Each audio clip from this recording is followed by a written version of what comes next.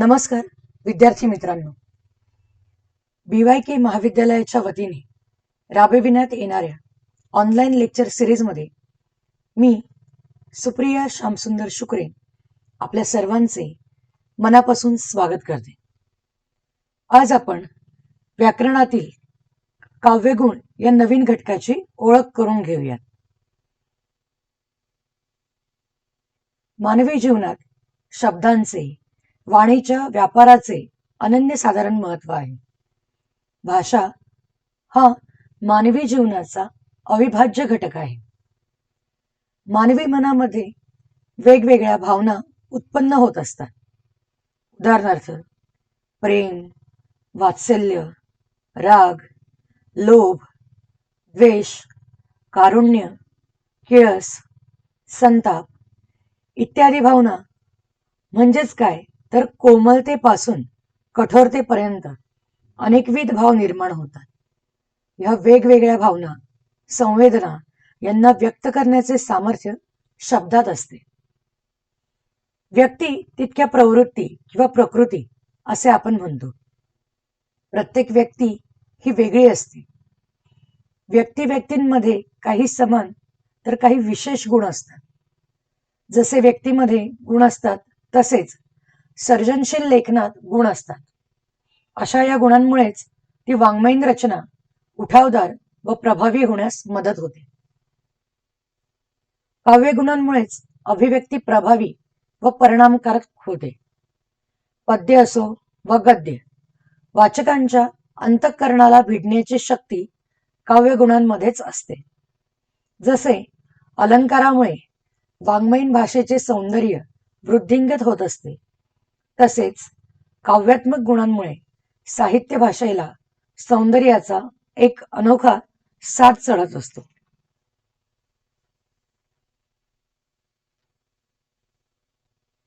विद्यार्थ्यांनो, आपण काही उदाहरणाद्वारे काव्यगुणाचा अर्थ समजून घेऊयात. परोपकार करणे हे पुण्यकर्म आहे. पराक्रमी व्यक्ती रणांगणावर येणाऱ्या मृत्यूला घाबरत नाही. पक्षाचे पिल्लू झाडावरून पडून गतप्राण झाल्याचे पाहून तो कळवळला. गणपतराव नेहमी दानधर्म करतात. वरील उदाहरणांमधून आपल्याला व्यक्तीमधील परोपकार, पराक्रम, भूतदया, करुणा, औदार्य किंवा उदारता यासारखे गुण दिसून येतात.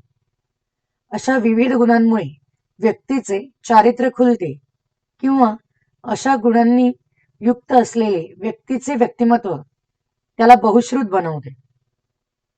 ज्याप्रमाणे व्यक्तीमध्ये विविध गुण असतात त्याचप्रमाणे काव्यातही गुण असतात, ज्यामुळे काव्याची अभिव्यक्ती परिणामकारक होण्यास मदत होते.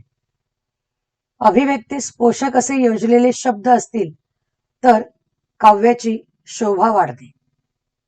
म्हणून काव्यगुण म्हणजे काय तर ज्या काव्याची शोभा वाढते, काव्याला सौंदर्याचा साज चढतो, काव्य अधिक सुंदर व उठावदार होते, त्या गुणांना काव्यगुण असे म्हणतात. यानंतर आपण काव्यगुणाची वैशिष्ट्ये अभ्यासूया. काव्यगुणाचे पहिले वैशिष्ट्य म्हणजे काव्यगुणामुळे काव्य सुंदर व आकर्षक होते. काव्य उठावदार होते, त्यामुळे वाचक हा कवितांकडे, कवितांमध्ये वापरलेल्या शब्दांकडे आकर्षित होतो. काव्यगुणांमुळे काव्याला सौंदर्य प्राप्त होते, म्हणजेच काव्याचे भाषिक सौंदर्य वृद्धिंगत होते. काव्य अधिक प्रभावी व परिणामकारक होते. काव्यगुणांमुळे काव्यातील रस आल्हाददायक व रसिकमान्य होतो. ते काव्य रसिकांच्या, वाचकांच्या मनाला भावते, त्यांना आवडते.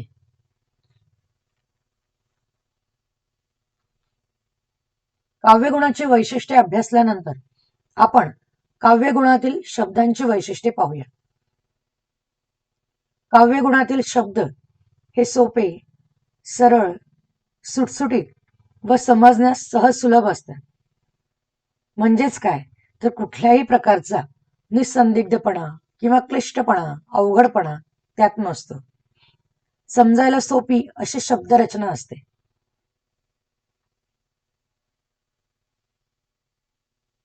नादमाधुर्य वर्णमालेतील कोमल व मृदू वर्णांच्या योजनेत ते शब्द कानाला मधुर, सुखद व नादमाधुर्यामुळे गुणगुणावेसे वाटतात. कोमल व मृदू वर्ण म्हणजे काय?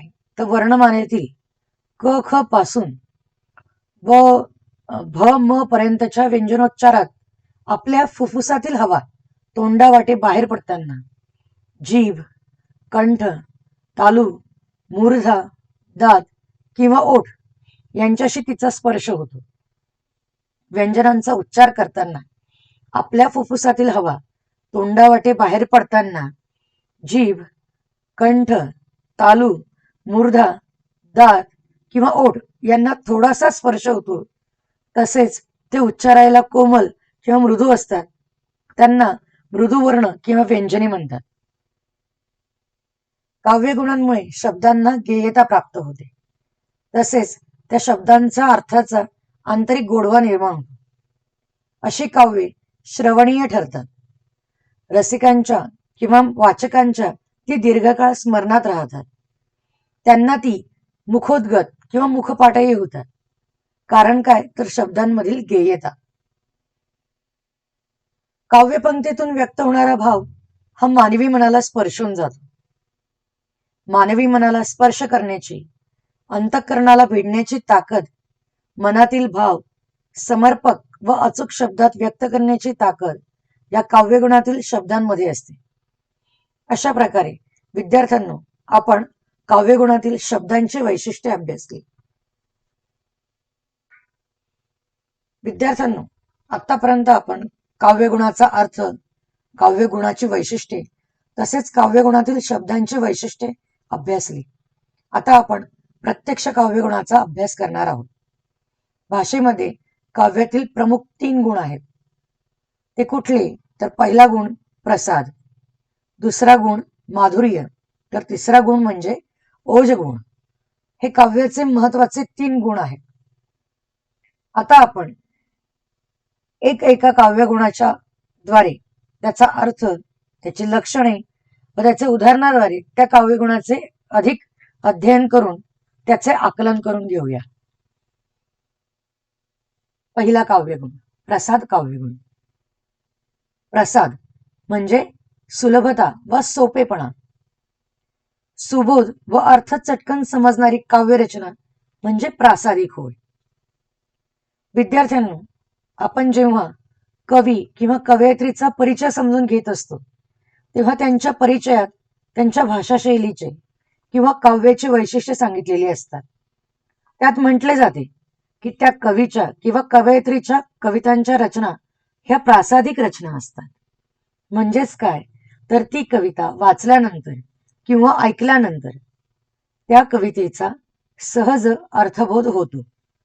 ती समजण्यास सोपी असते. त्यामुळे काव्य ऐकल्यावर वा वाचल्यावर सहज अर्थबोध करून देणारा जो गुण असतो त्याला प्रसाद असे म्हणतात. म्हणजेच या गुणाद्वारे रसिकांना किंवा वाचकांना काव्याच्या अर्थाचे सहज वहन होऊन कविता समजते.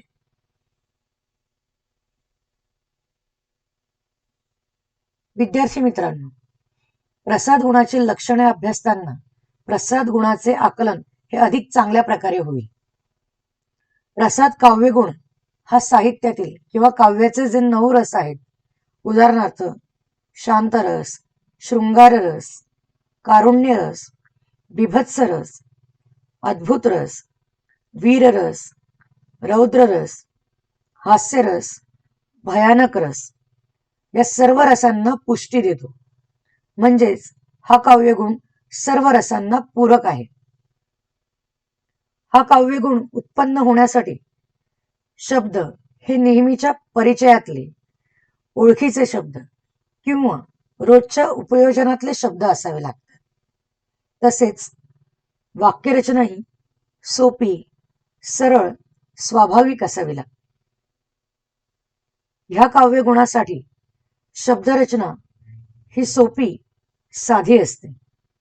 दुर्बोध म्हणजे ज्याचा बोध होत नाही किंवा जटिल कठीण अशी अनाकलनीय नसावी. सहज सुबोध व चटकन अर्थ समजणारी प्रासादिक रचना असते. उदाहरणार्थ, हिरवे हिरवे गार गालीचे हरित तृणांच्या मखमालीचे, त्या सुंदर मखमालीवरती फुलराणी ती खेळत होती. या बालकवींच्या फुलराणीतील काव्यपंक्ती वाचल्यावर अतिशय सुंदर कल्पक असे हे निसर्ग काव्य आहे हे आपल्याला समजते. किंवा दुसरे उदाहरण, अरे संसार संसार जसा तवा चुल्ह्यावर, आधी हाताले चटके तवा मिळते भाकर. या बहिणाबाईंच्या काव्यपंक्तीतून अतिशय नित्यपरिचयाच्या उदाहरणातून त्यांनी सांगितलेले जीवनसार किंवा जीवनाचे सत्य कळते. सहज अर्थबोध होणाऱ्या या काव्यपंक्ती म्हणजे प्रसाद गुणाची उदाहरणे आहेत. कविवर्य भा. तांबे, गदिमा यांच्या कविता म्हणजे प्रासादिक काव्याचे उत्तम नमुनेच. माधुर्य काव्यगुण. दुसरा काव्यगुण. विद्यार्थी मित्रांनो, माधुर्य काव्यगुण म्हणजे काय? तर माधुर्य म्हणजे मधुरता किंवा गोडवा. काव्यात सोप्या शब्दांप्रमाणेच कोमल व मृदू वर्ण असलेले शब्द ऐकायला सुखद वाटतात. मधुर नादामुळे ते गुणगुणावेसे वाटतात. कोमल व मृदू वर्ण असलेल्या शब्दांचा वापर असलेल्या काव्यात माधुर्य गुण असतो. कोमल व मृदू वर्ण यांचा अर्थ आपण काव्यगुणातील शब्दांचे वैशिष्ट्ये यामध्ये जाणून घेतला आहे. तरी त्याची पुनरोक्ती करते की वर्णमालेतील क ख पासून भ म पर्यंतच्या व्यंजनोच्चारात आपल्या फुफ्फुसातील हवा तोंडावाटे बाहेर पडताना जीभ, कंठ, तालू, मूर्धा, दात किंवा ओठ यांच्याशी त्या हवेचा स्पर्श होतो. ज्या व्यंजनांचा उच्चार करताना आपल्या फुफ्फुसातील हवा बाहेर पडताना जीभ, कंठ, तालू, मूर्धा, दात किंवा ओठ यांना थोडासा स्पर्श होतो, तसेच जे वर्ण उच्चारायला कोमल किंवा मृदू असतात अशा वर्णांना कोमल किंवा मृदू वर्ण किंवा मृदू व्यंजने म्हणतात. उदाहरणार्थ, ग, घ, ज, झ, ड, ढ, द, ध, ब, भ इत्यादी. ज्यांचा उच्चार सौम्य आहे ते मृदू वर्ण.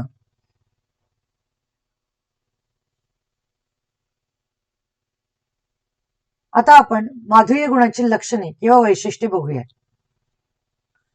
या काव्य गुणांमध्ये मृदू वर्णांचा म्हणजेच ग, घ, ज, झ इत्यादींचा वापर केला जातो. म्हणजेच ज्यांचा उच्चार सौम्य आहे असे मृदू वर्ण उच्चार करताना शब्दांवर जोर द्यावा लागत नाही आणि त्यामुळे उच्चार सौम्य होतो आणि शब्द कोमल वाटतात. अशा मृदू वर्णांचा वापर माधुर्य गुणात केला जातो. अनुस्वार, ह्रस्व शब्द इत्यादींमुळे कर्णमधुरता येते. अनुस्वार म्हणजे शीर्षबिंदू, ह्रस्व स्वर म्हणजे ज्या स्वराचा उच्चार आखूड होतो, म्हणजे ज्यांचा उच्चार करायला थोडाच वेळ लागतो, त्यांना ह्रस्व स्वर असे म्हणतात. त्या वर्णापासून तयार झालेले शब्द म्हणजे ह्रस्व शब्द. या शब्दांच्या वापरामुळे कर्णमधुरता येते, काव्य श्रवणीय होते. रचनेतील गोडव्यामुळे मानवी मनाला प्रसन्नता प्राप्त होते. वाचकांना किंवा रसिकांना आनंद मिळतो. या काव्यगुणाने चित्तवृत्ती तल्लीन होतात. म्हणजेच काय, तर आपण ते काव्य वाचनात किंवा ऐकण्यात दंग होतो, त्या काव्याशी एकरूप होतो. मनाला आनंद देणारा, कर्णमधुर असलेला, ऐकतच किंवा वाचतच राहाव्या असा काव्यगुण असलेल्या कविता म्हणजेच ज्यामध्ये माधुर्य गुण आहे.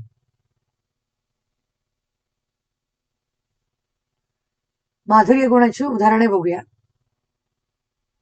श्रावण मासी हर्ष मानसी हिरवळ दाटे चोहीकडे, क्षणात येते सरसर शिरवे, क्षणात फिरुनी ऊन पडे. बालकवींच्या कवितेतील ह्या काव्यपंक्ती. दुसरं उदाहरण. गुरु हा सुखाचा सागरू, गुरु हा प्रेमाचा आगरू, गुरु हा धैर्याचा डोंगरू, कदा काळी डळमळीना.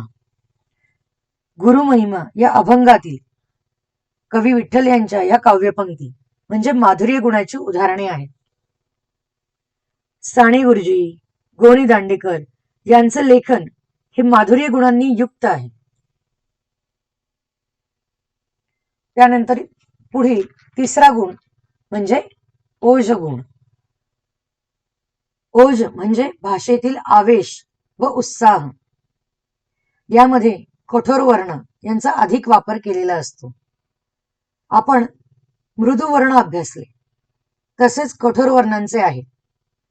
कठोर वर्ण म्हणजे काय, तर वर्णमालेतील क ख पासून भ म पर्यंतच्या व्यंजनोच्चारात आपल्या फुफ्फुसातील हवा तोंडावाटे बाहेर पडताना जीभ, कंठ, तालू, मूर्धा, दात किंवा ओठ यांना त्या हवेचा स्पर्श अधिक होतो, म्हणून यांना कठोर व्यंजने म्हणतात. म्हणजेच या वर्णापासून तयार झालेल्या शब्दांच्या उच्चारावर जोर द्यावा लागतो, म्हणून यांना कठोर वर्ण असे म्हणतात. या गुणाने अंगात वीरश्री संचारली. ओज याचा अर्थच आवेश, उत्साह, जोश असा असल्यामुळे हा काव्यगुण असणारे काव्य हे वीररसाने युक्त असते. त्यामुळे ते ऐकताना किंवा वाचताना जोश, स्फूर्ती निर्माण होते.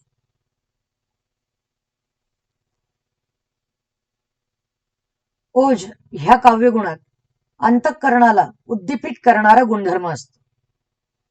म्हणजेच ओज ह्या काव्यगुणामुळे आपल्याला जोश येतो, स्फूर्ती येते, प्रेरणा मिळते. हा काव्यगुण वीर व रौद्र रसांना पुष्टी देतो. म्हणजे ज्या काव्यात वीररस व रौद्ररस असतो त्या काव्यात ओज गुण असतो. वीररस म्हणजे ज्या काव्यात पराक्रम, शौर्य, धीरोदात्त प्रसंग यांचे वर्णन असते त्या काव्यात वीररसाची निर्मिती होते. वीररसात उत्साह हा स्थायी भाव असतो. तर रौद्ररसाची निर्मिती अतिशय क्रोध व चीड या भावनेतून होते. या दोन्ही रसांमुळे द्वेष, स्फूर्ती किंवा आवेग निर्माण होतो. जोडाक्षरे, कठोर वर्ण, दीर्घ सामासिक शब्दांचा वापर या गुणामध्ये केला जातो. म्हणजेच तीव्र उच्चार असणाऱ्या किंवा उच्चारताना जोर द्यावा लागेल अशा शब्दांचा वापर केलेला असतो. त्यामुळे भाषेमध्ये जोमदारपणा किंवा जोरकसपणा निर्माण होतो. या काव्यगुणामध्ये भाषेमध्ये जोमदारपणा किंवा जोरकसपणा असतो. तसेच ही भाषा वीरश्री निर्माण करणारी म्हणजेच अतिशय जोश व उत्साह निर्माण करणारी असते. थोडक्यात काय, तर अतिशय आवेगपूर्ण, जोशपूर्ण, वीरश्रेणी भरलेली स्फूर्ती देणारे काव्य हे ओजगुणाने युक्त असते. तर ही आपण ओजगुणाची लक्षणे किंवा वैशिष्ट्ये अभ्यासली. आता ओजगुणाचे उदाहरणार्थ आपण बघूया. उदाहरणे. खडक काजळी घोटून तुमचे मनगट बाहू घडलेले, कडे कपारी मधील वणवी उरात तुमच्या दडलेली, काबुल कंदहार पथावर डंके तुमचे जडलेले. कुसुमाग्रजांचे वीररस आणि रौद्ररसाने युक्त असे हे काव्य आहे. पुढील उदाहरण. तुझ्या शस्त्रांना अस्त्रांना शक्ती देईल भवानी, शिवरायाचे स्वरूप आठवावे रणांगणी. अशी ही ओज गुणाची उदाहरणे आहेत. स्वातंत्र्यवीर सावरकरांच्या बहुतांश कविता ह्या ओज गुणयुक्त आहेत. अशा प्रकारे विद्यार्थी मित्रांनो, आज आपण व्याकरणातील काव्यगुण हा उपघटक अभ्यासला. यामध्ये आपण काव्यगुणाचा अर्थ, काव्यगुणाची वैशिष्ट्ये, काव्यगुणातील शब्दांची वैशिष्ट्ये, प्रसाद, माधुर्य, ओज या प्रमुख 3 काव्यगुणांचा अर्थ, त्यांची उदाहरणे आणि लक्षणासह त्यांचा अभ्यास आपण केला. मला आशा आहे की तुम्हाला या घटकाचे आकलन झाले असेल. पुन्हा भेटू नवीन घटकासह. तोपर्यंत विराम. धन्यवाद.